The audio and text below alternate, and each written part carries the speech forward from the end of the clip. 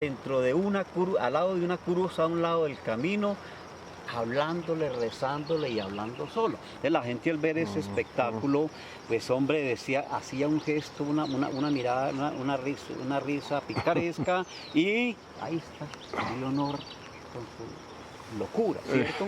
Luego en la misma vereda se moría el dueño de la tiendita y le iba ella que hablaba con dificultades, que la tenían como una persona retrasada mental, que la habían relegado a la cocina, precisamente por eso a decirle, papá, tenemos que ir allá a Buga a pagar una promesa, porque don fulano le había hecho una promesa al señor caído de Buga y se murió sin cumplirla.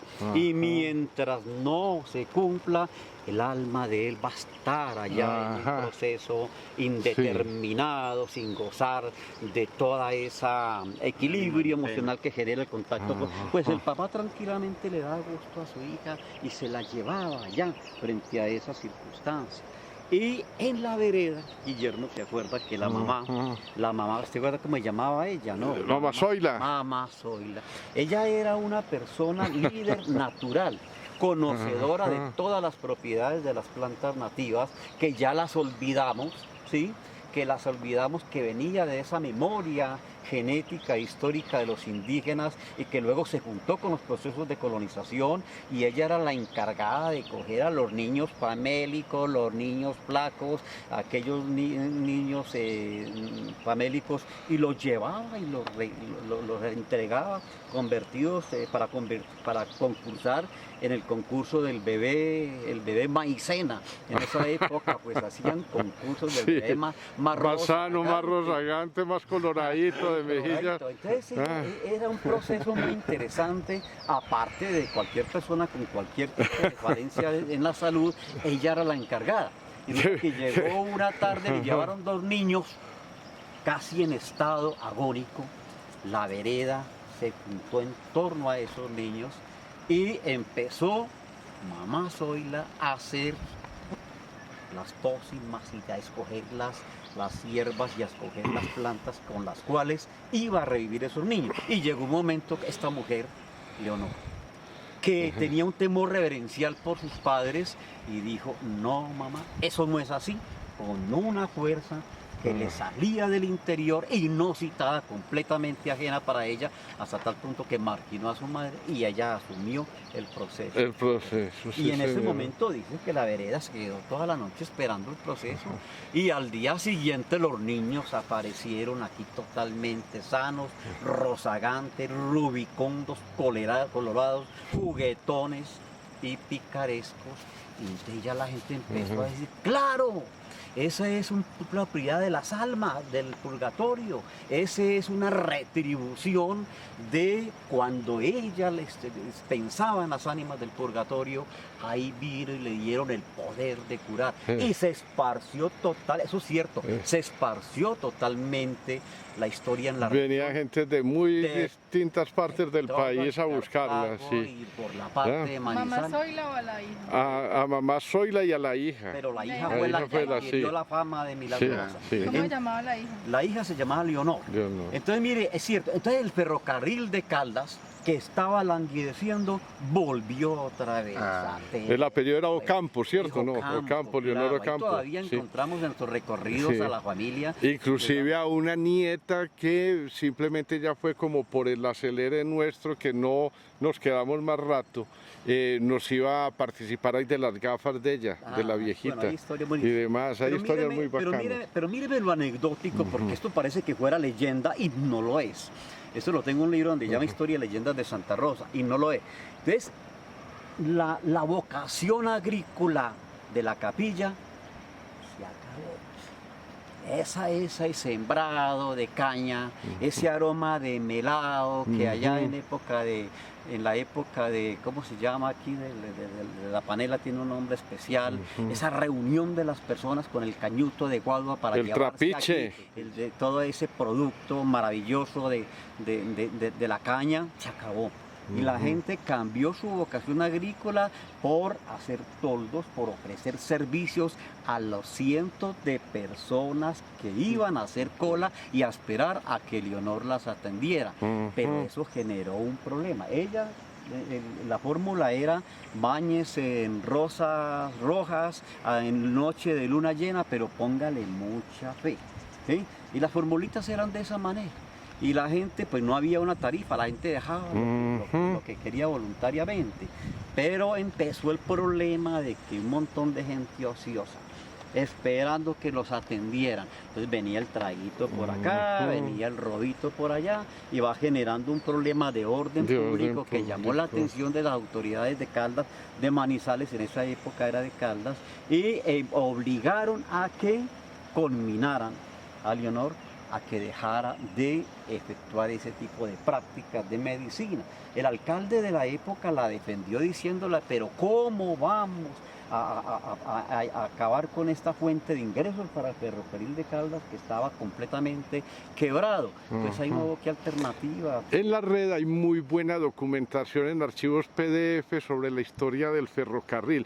Yo ayer me metí, yo no sabía eso, y ayer estaba buscando sobre él, ¿no? esto, hay mucha documentación. Estaba buscando sobre datos acerca de la estación de los Micos, que te acuerdas que hicimos también unos registros gráficos ahí, sobre todo de uno de los tanques que está abandonado. Y ahí ¿no? está abandonado. Ese es, mira, el proceso que denoto. ¿Quién le pone? ¿Quién hace un censo de esas cosas de valor cultural? ¿Y esos tanques eran para qué? Para el tren. ¿Pero qué? Para alimentar la máquina del tren. Agua, para Eso almacenar. sí. Lo cierto del caso, mire usted que es una historia real.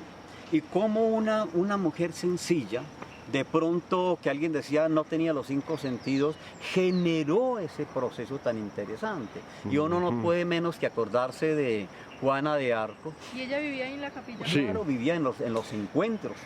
Ahí alcanzamos. Y ahí está la casa, mejor dicho, que era trilladora, billar, esa casa, de todas las cosas. Pero ellas vivían sí. más allá, en la confluencia entre el río Campo Alegre y el río San Eugenio. Por eso se llamaba Los Encuentros. Entonces, ¿se acuerda uno de Juana de Arco, una muchachita campesina que no apenas cumplía 16 años y viene y se le dice al rey de Francia que estaba acorralado, acobardón y sin voluntad: señor, hay que tomar medidas para enfrentarnos a los ingleses y acabar con la invasión inglesa a Francia? Y viene y le infunde valor a este rey timorato y acobardado. Viene ella y asume el control de las fuerzas de Francia y se sentía iluminada. Son procesos pues que me sirven a mí para comparar guardando las proporciones. Lo cierto del caso es que no ganó la guerra, pero sí ganó batallas, y al final pues terminó la misma Iglesia Católica en nombre de las ideas que ella preconizaba, echándole candela y convirtiéndola en mártir. En mártir y en santa y en todo eso. Pero míreme lo interesante, todos los procesos, y cómo hay todo un proceso anecdótico. De pronto no sé. Y lo otro que me parece muy interesante que recabaste hace rato, y tú también, y ustedes tienen esa idea, es algo que yo personalmente también he tratado de meter en la cabeza de las gentes, que el concepto de paisaje cultural cafetero tiene una limitación, porque es desconocer los otros elementos que han dinamizado el desarrollo humano, social, político y demás de esta región. Por ejemplo, mire la referencia a la caña, ¿ya? Lo otro es algo que yo he venido colocando ya en las foticos mías, y digo, es expresión del paisaje ferro-cafetero, por ejemplo, las que volví a colocar en estos días ahí de lo que hicimos por la capilla. Entonces yo coloco ahí paisaje cultural ferro-cafetero, ¿ya? Y algo que estamos acabando y lo estamos dejando a un lado del paisaje cultural cafetero, que es la biodiversidad. Correcto. Cuando hablamos de este santuario, porque para mí eso es un santuario, yo insisto que cuando vamos a un relicto boscoso de bosque nativo, debíamos de quitarnos los zapatos, así corremos el riesgo de quedar tullidos, de quedarnos allá estancados. Pero eso ahí es el último nicho de esas especies que nosotros nunca valoramos. Y guatín. Y que le colocamos nombres despectivos y que están en la última escala de nuestra pirámide de la fauna, ¿cierto? Y le decimos gurre al armadillo, que es un fósil viviente, eso es sagrado. La chucha, que es la zarigüeya y demás, y la gente las persigue. Los narices y las perseguimos. Si la chucha para los mayas y aztecos era sagrada, porque era un marsupial y porque la chucha cuando la estaban persiguiendo inmediatamente caía muerta y empezaba a exhalar un aroma fétido, podredumbre que alejaba a los depredadores. Y cuando el depredador se iba tranquilamente recobraba vida y se iba allá en ese proceso. Los mayas veían eso y decían, esto es sagrado. Y la colocaron dentro de, entre comillas, su santoral. Y nosotros, esos elementos, le colocamos nombres peyorativos. Y hay una cosa muy triste en nuestro medio, que lo que tiene valor, le quitamos valor. Puede que sean nombres vulgares, se los colocó la misma gente, pero nosotros hemos incluido en ese error. Por ejemplo, el ruiseñor para los europeos, cucarachero, que es lo máximo de los trinos que se salen del pentagrama, los llamamos cucaracheros. El Claro, cucarachero es el ruiseñor. Yo soy el cucarachero y tú la cucaracherita, pero así lo convertimos en invisible. En cambio, para los europeos es sagrado. Sí. Y tenemos esa pintura literaria, digo yo, del ruiseñor y la rosa, ¿cierto? ¿Cierto? Que nos el poema hermoso de Oscar Wilde. Entonces miren ustedes cómo nosotros hemos tenido una visión de minimizar esos procesos, y esa visión de minimizar esos procesos ha hecho que eso desaparezca sin una lágrima. Pues fíjese que una experiencia, una cuestión anecdótica personal. Eso fue ya hace varios años que fui a visitar a un amigo, a su familia, pues en Alemania, en una ciudad de Langen. Era el profesor Roland Werner, que trabajaba como ingeniero y profesor en la Universidad de Frankfurt. Entonces me invitaron, estuve allá en la casa de ellos. Recién llegado, al otro día, él me dijo que venga Guillermo, vamos allí para que observes y sientas a los ruiseñores. Y entonces yo salí a ver pues con él allá al patio, y los ruiseñores eran los vulgares cucaracheros que ya conocía yo acá.